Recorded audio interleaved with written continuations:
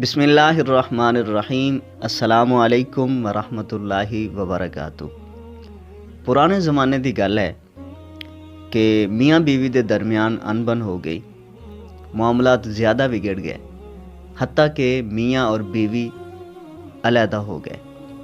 तो उस बंदे दे कोल कुछ दोस्त उसदे आए और उन्होंने वजह पूछी कि की वजह बनी कि तुसी अलहदा क्यों हो गए, क्या कोई तेरी बीवी दे विच खामी है या तेरे विच कोई कमी है।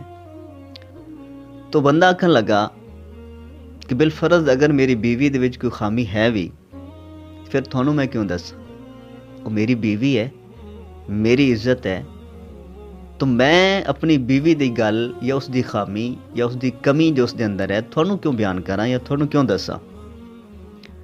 वो लोग चले गए। इन्होंने कोशिश की थी सै कि मामलात सुलझ जान, दोबारा हालात ठीक हो जान, लेकिन ना होए, हत्ता कि नौबत तलाक तक जा पहुंची। मियाँ बीवी के दरमियान तलाक हो गई, वो बिल फिर आ गए। कुछ लोग होंगे ने इस तरह के कि जिन्होंने काम ही सिर्फ ये होंगे, वो लोगों की प्राइवेसी जानने की कोशिश करते हैं। वो फिर इस दे कोल आ गए, आखन लगे कि हुण ते तलाक हो गई है, हुण ते दस दे कि थोड़े मामलात खराब क्यों होए, किस वजह तो तू अपनी बीवी नूं छड्डा या किस वजह तो उसनूं तलाक दी। तो इस बंदे ने आखा कि मियाँ अजे इद्दत दे विच है, अगर मैं चाहवां तो उसदे नाल मैं दोबारा रुजू कर सकना, लिहाजा मैं अपनी बीवी दे बारे या ऐसी औरत दे बारे कि जिस दे नाल मैं रुजू कर सकना, उस दे राज या उस दे ऐब थोड़े सामने बयान क्यों करा। ये लोग फिर चले गए। वक्त गुजरा, हत्ता कि इद्दत ख़त्म हो गई, दोवां दे दरमियान जुदाई हो गई, तलाक हो गई। उस तो बाद वो बेली फिर आ गए, ना रहा गया, फिर आ गए। उन्होंने वजह फिर पूछन लगे कि मियाँ हुण ते तलाक हो गई है, हुण ते दस दे कि वजह बनी कि तू अपनी बीवी नूं तलाक क्यों दी। उसने आखा कि मैं उस औरत दे बारे क्यों गल करा कि जिसनूं मैं तलाक दे चुका।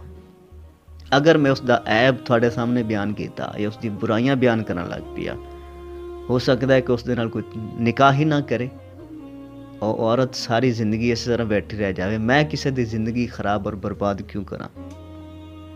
ये लोग फिर चले गए। कुछ दिनों तो बाद उस औरत ने अगे निकाह कर लिया। जब उस औरत की शादी हो गई, इन्हों के कोल फिर ना रहा गया, फिर आ गए और फिर वजह पूछते हैं कि हुण तो दस दे, हुण तो उसने अगे निकाह भी कर लिया, शादी कर चुकी है, हुण तो दस दे कि मामलात क्यों बिगड़े, की वजह बनी थोड़े दरमियान।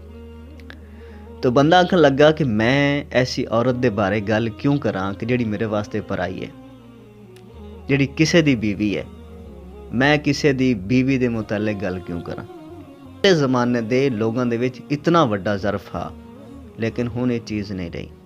हज़रत वासिफ अली वासिफ रहमतुल्लाह अलैह आ फरमाया करते हैं कि अगर तुसी किसी बंदे नूं छड्ड दिओ तो फिर उसनूं रुसवा ना करो ज़माने दे विच।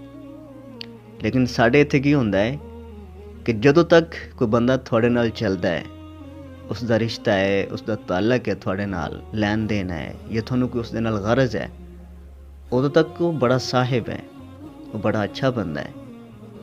लेकिन जदों उस बंदे दे नाल मुआमलात खराब हो गए, वो बंदा थोनू छड़ के चला गया या थोड़ा उस बंदे नूं छड्डण दा इरादा बन गया, थोड़ी गरज पूरी हो गई और तुस उस बंदे नूं छड़ देता, फिर उसनूं ज़माने दे विच रुसवा किया जाता है, उस ते बुहतान लगाए जाते हैं, उस ते इल्ज़ाम लाए जाते हैं, उसनूं ज़माने दे विच गंदा किया जाता है, उसकी इज्जत दे नाल, उसके विकार दे नाल खेड़ा जाता है, उसकी आबरू रेजी की जाती है। एक कम ज़रफी दी इंतहा है कि जदों तुसी किसी बंदे नूं छड्ड ही दिता, उसने रिश्ता ख़त्म कर लिया थोड़े नाल या तुसी रिश्ता ख़त्म कर दिता, फिर तकाजा यह है कि तुसी अपनी ज़ुबान बंद रखो उसके मुतालिक, उस बंदे नूं रुसवा ना करो।